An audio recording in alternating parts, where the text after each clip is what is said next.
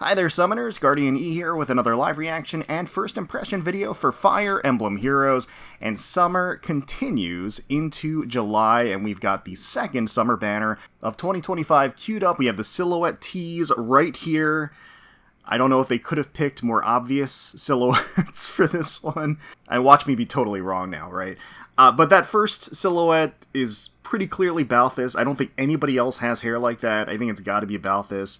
And then on the right is definitely Heidrun. Definitely Peko Mama is there on the right side, which we would have expected because we do typically get Fire Emblem Heroes original characters in the second summer banner. So makes a lot of sense. Let's get started. Let's watch the trailer together, see the reveals, and enjoy the reveals together for the first time. Take a closer look at their art, their kits, everything else to see if this is a banner that I think is ultimately worth summoning on. All right, here we go. Let's see who we got. Ready for the sparkling beach. Showing off their new summer looks. Got special heroes to battle. Bum bum bum. Dun dun dun dun. Oh! Tropical Wolf. Did you summon me? The boy looks good. Yuri here. Okay, he's got the casual vest hoodie thing going on. That's nice. So he is going to be a cavalry green dagger unit. Got the foul play, patented, true dromy. So I am sure he is going to be chock full of swap shenanigans. Yeah, swaps allies using foul play. We'll of course take a closer look at stuff. Does he just have an ice cream cone? Or maybe some ice cream and fruit? Maybe a sorbet of sorts? I don't know. Tangy sundae is his weapon, so that's you know that tracks. That tracks. And oh my goodness! Oh, Heidrun, Sencha, thank you, Sencha, thank you. Beast, colorless. Oh wow. Okay, tropical nectar, ice wall, defense res fortune, Lagoo's friend. And sweet nectar for the C slot. Okay, she and allies can make follow-ups. Hits foes with counters from afar. Lagoo's friend. Too hot. Oh, too hot indeed. Alright. So she is going to be, not, I think from a movement perspective, pretty... Oh! Eikbyrnir, fit for waves. Look at the shades. He's rocking the stunner shades. I like it. I like it. Cavalry red beast unit. Ocean fit antler. Wait, so is he going to be a 4-star of the... Wait. I mean, this would normally be the 4-star slot, but he's got, like, all these unique abilities. I don't know. I don't know what that means. Are they just doing away and not giving us a 4-star hero? Alright, there we go. Oh, look at that fist. Look at that uppercut. You love it. Did he always have that? I gotta be honest. I can't remember exactly what his animation is like. So, oh my god! Eternal Sunlit pair. That's gonna be Hapi. Wait, so... Kaboon coming in clutch here with the duo. Boom. Nice! So we're getting, like, the expansion of 3 houses, right? Getting more representation there, which makes a lot of sense, again, with the Balthus pick. Which, I'm pretty sure it is going to be Balthus. Speed Rest Far Resound. Boost mobility for dragon and beast allies. Interesting. So she's going to actually, despite not being a beast or a dragon, they're going to be supporting those. I like the animation. I do. Okay. Alright. And then the duo skill. We're going to take a look at all of this. Immediately I can see, though, it grants a special cooldown -1, and then an extra movement tile. Why not? Why not? Just more movement, more special, cooldown. Cute. I like the parasol, too. Very nice. They are a flyer, of course, which speaks to my heart. Blue tome unit. Interesting. Alright. See them taking on the legendary Corrin here. And down he goes. Okay. All right, and there's the Balthus actually right there. You can see him down there at the bottom. Rhea warping in. Yeah, that's dangerous. with the Kanto retreat. Okay. All right, Paralog story, a new self. Interesting. And then, yep, there's the Balthus. So, again, special heroes. So Eikbyrnir is going to be the 4-star focus unit of the banner. And, I mean, he had his own unique weapon, which was absurdly long as the descriptions for generally, unique preferred weapons in this game at this point. And he had his own unique, was it a C slot? I don't know. So, as a 4-star focus, Eikbyrnir might be packing in more ways than one. He's got a lot going for him and probably a lot of value. Okay, special heroes to battle once again. A new self. We were correct. Is going to be the Balthus. Going to be the Heidrun. Heidrun looks. That art is spectacular. The duo looks phenomenal as well. Yuri looks good. Eikbyrnir. They did a great job with him too. We're going to take a closer look. But out of the gate, I'm going to say right now, I'm summoning on this banner. Immediately, I'm summoning for the duo. I'm summoning for the Heidrun. If Eikbyrnir wants to show up, I'm happy to have him. And Yuri, it's like I'm happy for Yuri fans, but I'm not going to be going for him specifically. Hapi and Constance, a splendid Hapi surprise, I would say. Wasn't expecting either of them, and they look glorious here. Heidrun and Eikbyrnir, again, pulling their weight as the original Fire Emblem Heroes cast represented, and I think solid picks, definitely solid picks for both of them. So let's rewind, let's take a closer look at the banner, the art, the characters, and all that jazz to see, just evaluate the banner as a whole, right? So try to look at it, I'm not going to even say objectively, but just try to evaluate, I think, kind of all angles of the banner. So first up, we got Yuri here, Cavalry, green dagger unit. Again, I like the style, the drip, as the kids say. Do kids even say that anymore? I don't know. He's got those glossy silver locks gleaming. He's wearing really that stylish hoodie, which is open in the front, showing off the sort of the chiseled features that he's got going on there, the musculature, the tone. He's got the arms as well, like nice and ripped there. And then he has got the, of course, the swim trunks and the rope on the side. He's wearing sort of the rope necklace, which I think fits pretty well with the overall look, in addition to the sandals. So comes together, I think, pretty nicely. It's fashionable, it's stylish, and it feels like it really does accentuate, the best parts of Yuri here. So I think they did a nice job. He's got the sundae in hand, which is tropical. He's got a bunch of exotic fruits in there, so much to be appreciated. And on the lapel, he does have some assorted tropical flowers as well, just to kind of like send it home that, this is really a beach outing, right? Or a nice little tropical outing. So, alright, so if we take a look at Yuri's kit here, naturally, the original versions of Yuri have all centered around this foul play, swapping shenanigans, and different movement capabilities. This time he's on a horse,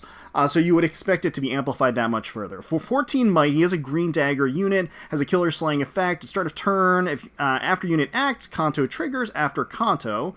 Inflicts speed defense -7, sabotage, and panic on closest foes and foes within 2 spaces of those foes through their next action. So that is interesting. Not only is it at the start of the turn, and there's no range limitation of it, it's an AoE debuff of assorted different debuffs that you can see here. Not only that, it happens after he acts, so he's going to be able to enjoy that as he's moving around the map and re-enabling and re-establishing these debuffs. If unit initiates combat or foe has at least 75% HP at start, grants bonus to unit's stat line equal to the number of foes within 3 rows and 3 columns centered on unit times 3 plus 5. Unit deals plus X times 5 damage. Alright. Excluding AoE special, it reduces damage by foe's first attack by X times 3 during combat, where X equals the number of bonus effects active on unit, excluding stat bonuses, and number of penalty effects active on foe, excluding stat penalties, max 5. Alright, so maximum of 5. So there is a cap here. First attack normally means first strike, but it actually is both the first and the second hit and a brave effect, and restore 7 HP to unit after combat. So again, what's sort of changed since the last version of Yuri is just kind of how inundated we are with fixed damage reduction in the game, how true damage kind of reigns supreme.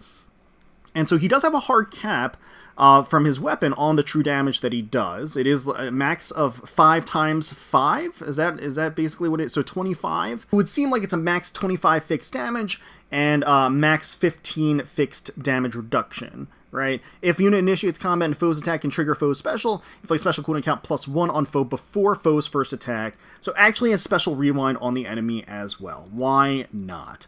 Foul play, that signature assist, unit and target ally swap spaces.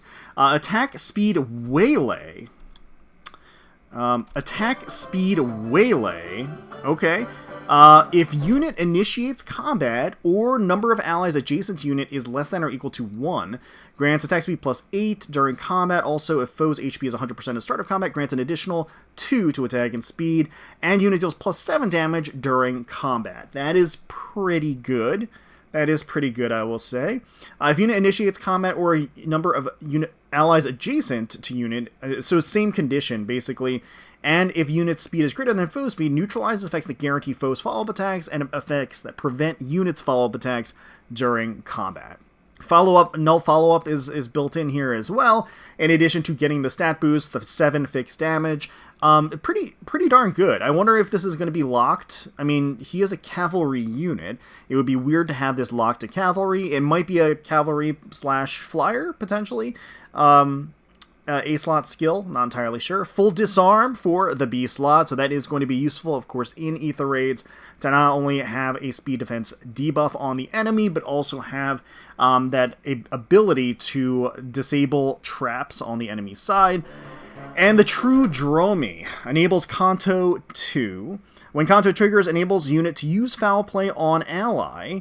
Right. That's typical. If foes within 3 rows or 3 columns centered on unit, 4 foes, inflicts speed defense -5 and reduces the percentage of foes non-special, so damage reduction piercing, on them as well. Okay, at start of turn, grants unit can move 1 extra space that turn only and dodge to unit for 1 turn. Okay.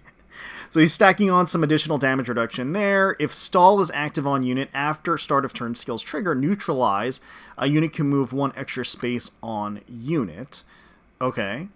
Alright. At start of combat, if unit's HP is at least 25%, unit deals +7 damage and reduces damage from foe's first attack by 7 as well. So again, damage reduction, fixed damage reduction as well as true damage of 7. So he does get additional true damage, not only with his A slot and his C slot, but also his weapon as well. So that's really going to come into play. Because I think at the end of the day, the real question is going to be, is he going to be able to make a dent in the snakes? Is he going to be able to make a dent in the new Black Knight? You know, so those are really kind of the checks, the damage checks that you're looking at. And so that's really the open question, and that's going to depend really on the engagement and the calculations. But overall, I mean, he does what you would expect Yuri to do. I mean, all of the movement shenanigans that you've either expect and love or expect and hate in either form that is true, and he's now on a horse, which gives him more movement ability further still. In addition to, again, stacking various true damage and damage reduction that he has in play as... So, again, up... Good heavens. Okay, Peaceful Horizon. We've got Heidrun up next. Sencha doing an absolutely incredible job with Heidrun's design here. She's got that big horn flask toad behind her. You can even see the nectar almost spilling out of it. She is going to be an infantry, colorless beast unit. Again, has that signature soft style from Sencha, and it fits really well with sort of I think that just the maternal grace that Heidrun exudes in general. She has those voluptuous, decadent curves, that scintillating hourglass figure, and obviously in this two-piece is just accentuated in all the best ways, has hints of the pink and the gold in addition to the pearl white that has kind of these Easter tones to it, which I think works really well overall, with the softness of her cobalt hair and her gentle gaze just really comes together nicely. I love the little trails, too, on each side of her with the little bows. Again, I think it adds just an additional feminine flair to the overall outfit, and splashes of color with the tropical flowers adorning the flask that she has, the horn that she has, in addition to her drink, her luxurious braids, just meticulously put together and just kind of trailing behind her and in front of her. Really, really beautiful stuff. I think Sencha did an absolutely incredible job. The art itself is worth the price of admission as far as the orbs go. She's absolutely going to be a target of mine. Don't even care, and notwithstanding whatever her kit includes. So she is going to be, as we saw, an infantry colorless beast unit. Tropical Nectar is what we're talking about here. 14 might killer slaying effect. She does have built-in distant counter. For allies within 3 rows and 3 columns centered on unit, grant attack, defense, res +5, neutralize allies' penalties to those stats, and ally makes a guaranteed follow-up attack during combat. That is a nice little buff that extends over almost the entire map right there. If unit is transformed or if foe initiates combat, grants bonus to attack, defense, res equal to the number of allies within 3 spaces of unit times 3 plus 5, max 14. Alright. So bonus to stats to 14, neutralize unit's penalties to those stats, unit makes a guaranteed follow-up attack, deals damage equal to 20% of unit's res, so that's the true damage, reduces damage from foes' attacks by 20% of unit's res, and that's the fixed damage reduction. At start of turn, if unit is adjacent to only beast or dragon allies, so basically the beast transformation condition, if unit transforms, grants attack +2, deals 7 damage when special triggers. Interesting, okay. It neutralizes effects that grant special cooldown charge +X to foe, or inflict special cooldown charge -X on unit. So anti-guard, as well as anti-blade, right, on the enemy. Ice Wall for the special, it's going to boost damage by 70% of unit's res when special triggers. She is, of course, going to get additional true damage from her weapon. If units or foes special is ready, or if units or foes special triggered before or during this combat, and also if unit's res is greater than or equal to foes res -10, reduces damage from foes' next attack by 40%. So getting some percentage-based damage reduction built in here. And naturally, it's going to work well. Killer Slaying Effect is going to get it down to a three-turn cooldown, which is quite nice. And again, it seems she's going to be stacked in the res department for sure. Defense Res Fortune for the A slot. So if unit can have transformation effects gain if unit is within 2 spaces of beast or dragon ally, or if number of adjacent allies other than beast or dragon allies is less than or equal to 2 as a trigger condition. So that makes it way easier to meet the transformation condition. If defending in Ether Raids, it's Ether Raid specific. I don't really love that. If defending in Ether Raids at the start of enemy turn 1, if conditions for transforming are met, unit transforms. So, okay, so I mean, I tend to not like elements to a skill that are locked to a game mode, but in Ether Raids specifically, there is that kind of for beasts in particular, being able to snipe them out before they transform. This is going to eliminate that weakness, right? If unit is transformed or foe initiates combat, grants defense res +8 to unit, and neutralizes foes' bonuses to attack and defense during combat, and restores 7 HP to unit after combat. Okay. So that's okay.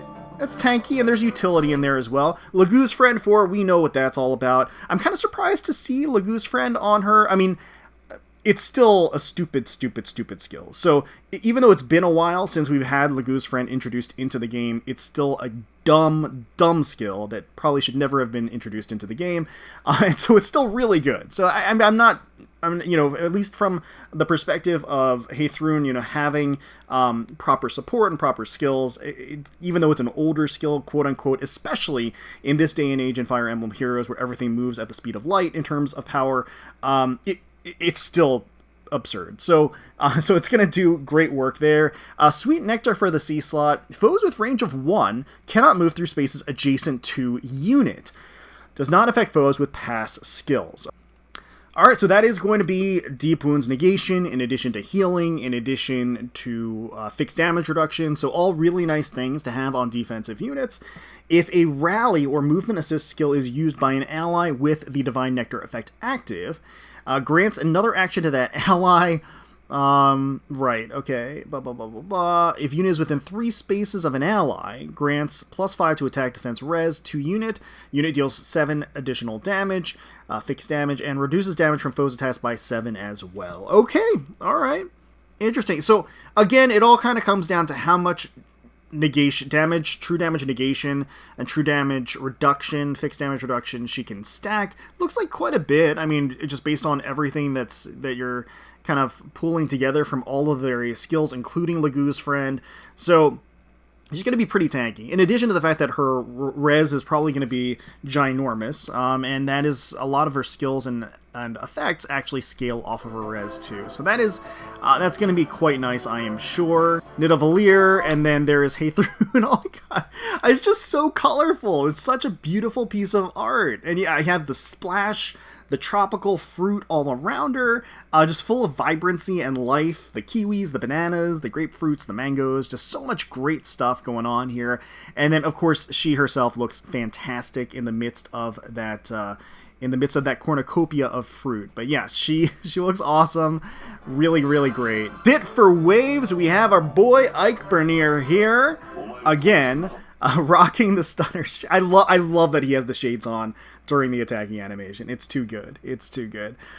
So he has a strap around the chest. Obviously, he's big, bulky, meaty, beefy, just as we would expect him to be. But, you know, a gentle giant in a lot of ways. I mean, he just looks great. Adaptable to the beach it's just perfect for him, right? I like the color choices too. I like the ochre of sort of the armband, as well as the jacket that he has tied around the waist. I think it works really well, and amidst the rest of his effects, sort of the horns and everything else. He even has it across the little satchel that he has across his chest too, holding a life ring in one hand, and it looks like just a barbell in the other, although it's transparent. I don't know what kind of barbell that is that he's got going on there. But he looks like he's ready for some summer fun. I don't know. I feel like Eikbyrnir here just does really kind of sell the image of, you know, we're just out having a good time. Let's chill and let's enjoy ourselves. So just the strong, powerful image that he has. In general, in addition, again, to sort of the softer side, the feathered hair, I think even with the mask and the shades together, just is a fun look for him overall. And then the sprite has the shades too, which is really important. So important to note as well, Eikbyrnir is the 4-star focus unit of the banner, so he's going to be relatively easy to get. And he's going to be relatively easy to get as the red. So he's going to be a red cavalry beast unit. And he's going to come with Ocean Fit Antler. So 14 might, killer slaying effect. At start of turn, if unit is within 2 spaces of an ally, gets attack defense +6. Neutralizes foes' bonuses during combat. And unit makes a guaranteed follow-up attack during combat to unit and allies within 2 spaces of unit for 1 turn. That is quite nice. If unit is within 2 spaces of an ally, and if unit or allies within 2 spaces of unit have bonuses to any of their stats after start of turn skills trigger, grants an additional +3 to each corresponding stat for unit and those allies for 1 turn. Really? Max 10. So an additional +3 for each corresponding stat. So a maximum of +10 additional stats, but I mean, that's quite nice. Now, again, that can be completely negated if you have, a bonus negation, like on the enemy side, like any effects that negate stat bonuses and things like that. But as an activated buff, it's nice. It's kind of nice to see the support synergy going, to be able to stack on further. So that is interesting. That's a nice synergistic way for him to buff his allies by stacking onto the existing bonus stats that they have. So +3 is nice up to a max of 10. So it's a little bit of a weird cap there. I mean, it is pretty common to have +6, +7, so about around that range. So a +3 would get you to the cap of 10.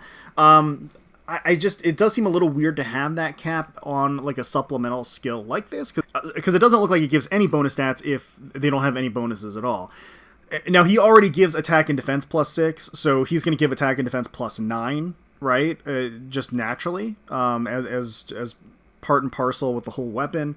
If unit initiates combat or is within 2 spaces of an ally, grants bonus to attack defense res equal to number of allies within 3 rows or 3 columns centered on unit times 3 plus 5, max 14, so that's significant.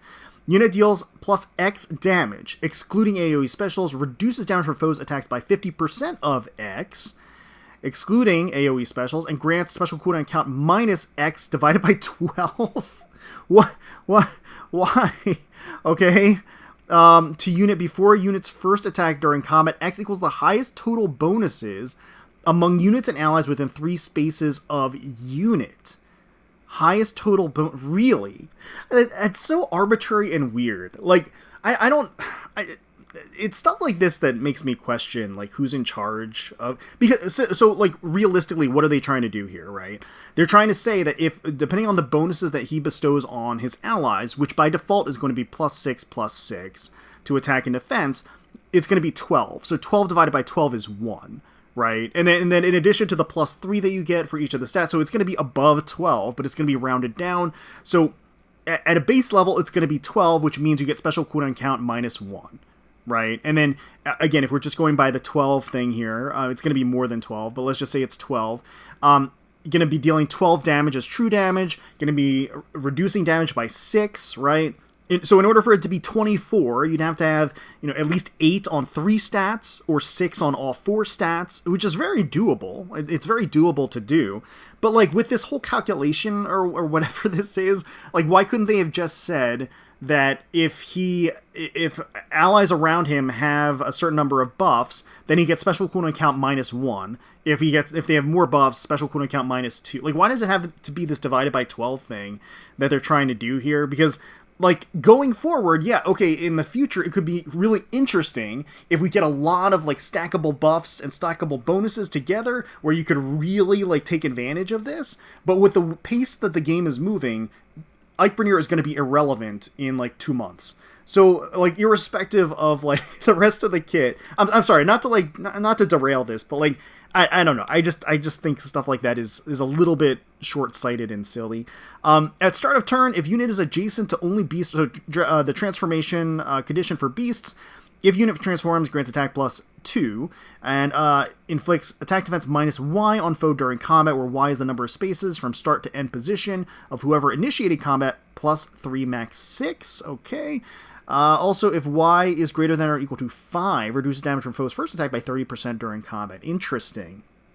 So a lot more tied into the beast form in terms of actual clash or movement-based skills, so that's... that is what it is. Attack Defense Wild for the A slot. Again, a 4-star focus unit bringing a brand new A slot version of a skill. If number of adjacent allies other than beast or dragon allies is less than or equal to 1, or if unit is transformed, grants attack defense +7 to unit during combat and grants special cooldown charge +1 to unit per attack during combat. Restore 7 HP to unit after combat. Okay, alright. Divine Brawn, so his own unique B-slot skill, enables Kanto to removes the condition to transform if defending in ether raids at the start of enemy turn. Okay, so yeah, the transformation. At start of turn, effects trigger on player phase or enemy phase, neutralizes any penalty on unit. Does not apply to penalty effects that are applied at the same time. At start of combat, if unit's attack is greater than or equal to foe's attack -5, inflicts attack defense -7 on foe during combat. At start of combat, if unit's defense is greater than or equal to foe's defense -5, inflicts attack defense -7 on foe during combat. Inflicts attack defense -5 on foe and reduces the percentage of foes, so damage reduction piercing, right? And restores 7 HP to unit after combat. So some nice stat bonuses, effects, neutralization of penalties, Kanto, all this really nice stuff. The ability to just transform on a whim, all that stuff is great on a B slot. So that's pretty nice. That is pretty nice overall. Nothing like absurd, but again, very, very potent, very powerful, a nice combination of effects that he would enjoy to have on a B slot here. Alright, so Eternal Sunlit pair, that is going to be Hapi and Constance here. Flying Blue Tome Unit, art by Kaboon, doing a fantastic job. I have to think that some of those flowers are strategically placed for the purposes of the trailer, but nonetheless, hard to hide the absolutely glorious beach body of Hapi here. Gorgeous dark complexion across her flawless, smooth skin. The red hair works really well with the green of her bathing suit.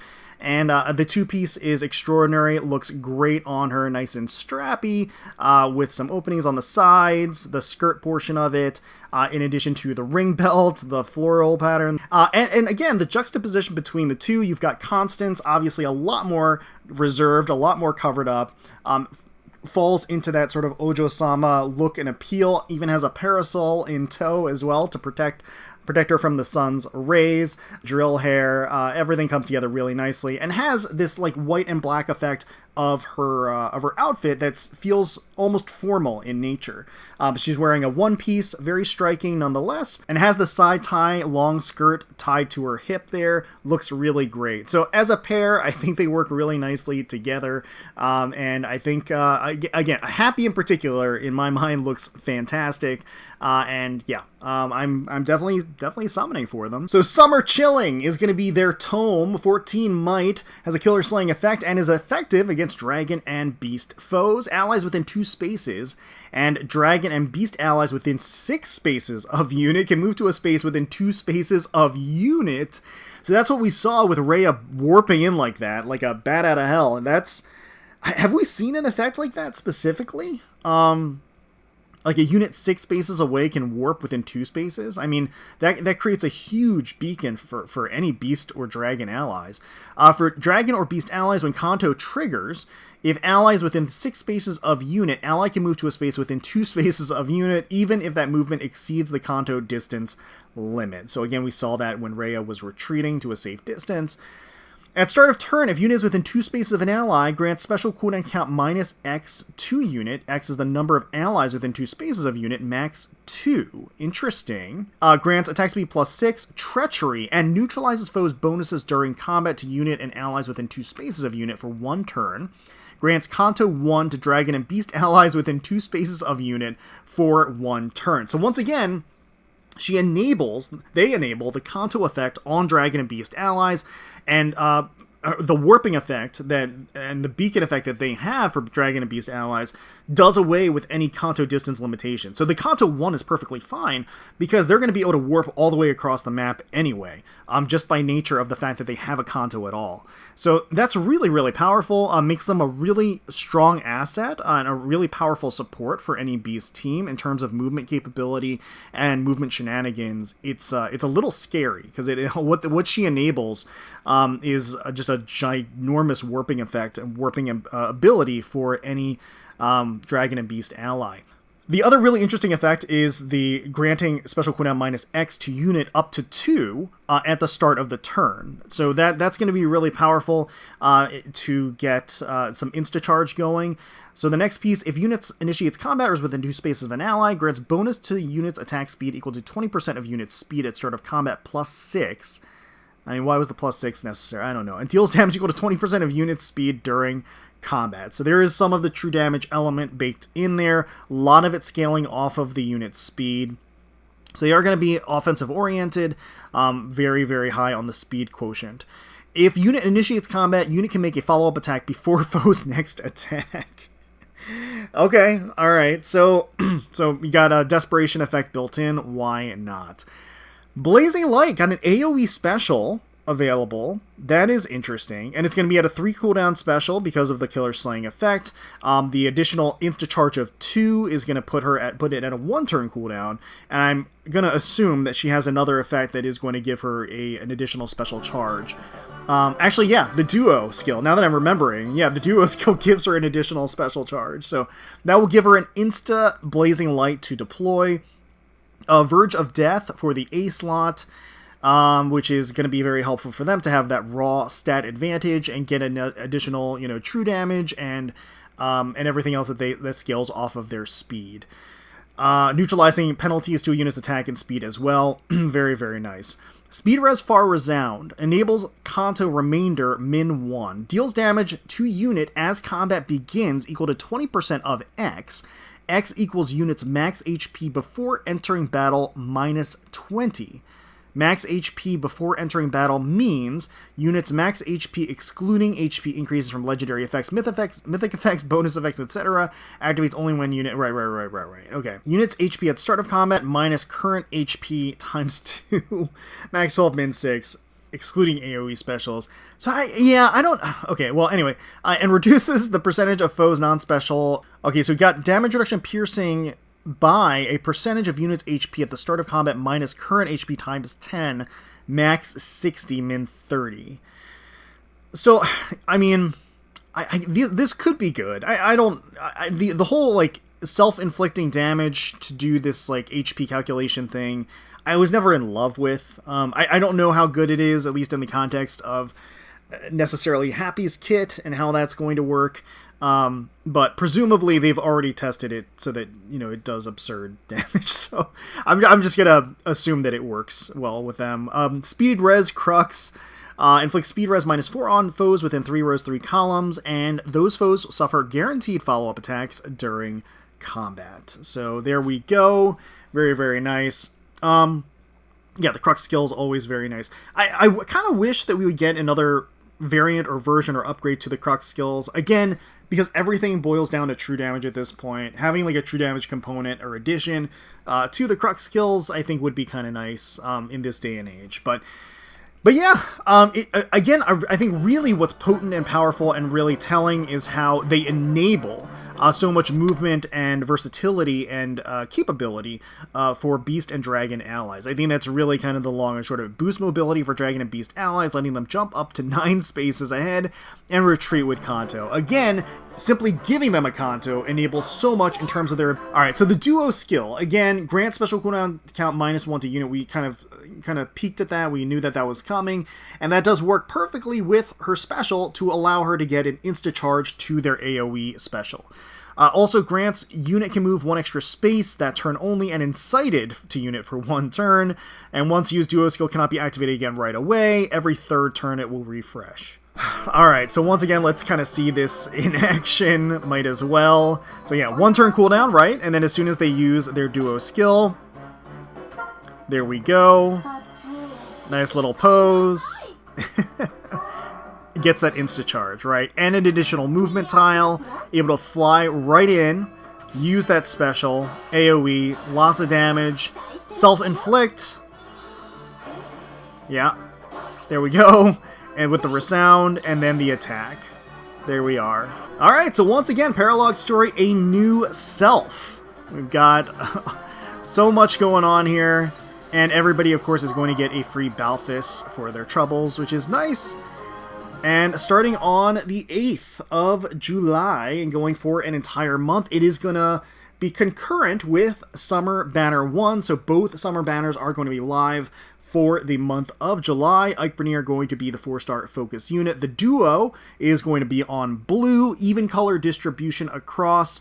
Eikbyrnir on red, and colorless is going to have the Heidrun. So yeah, that's more or less it. I am definitely going to be summoning on this banner. I may go back to the original Summer banner and summon on that as well, because the Young Camilla banner went exceedingly well for us. Thankfully, RNG had mercy on us, Young Camilla had mercy on us, and so we can splurge a little bit more on the seasonal banner. So I think that's probably what we're going to do. At least we're going in on this banner. We might go in on the first banner.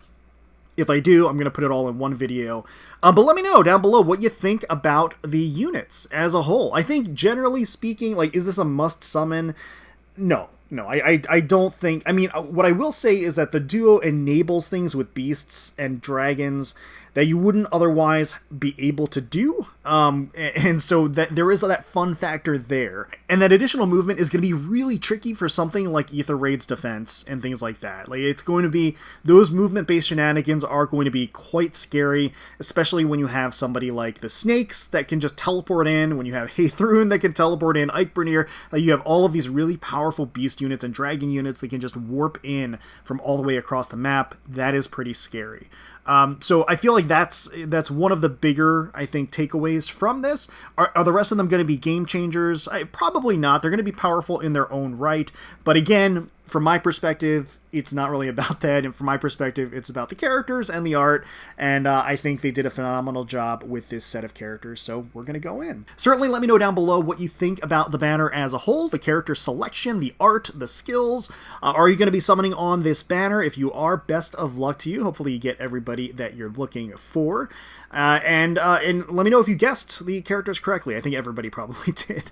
Hopefully you all enjoyed the video. If you did, please consider leaving a like, commenting down below, subscribing to the channel for more Fire Emblem Heroes content. We thank you all so much for watching, and until next time, let's protect those skies.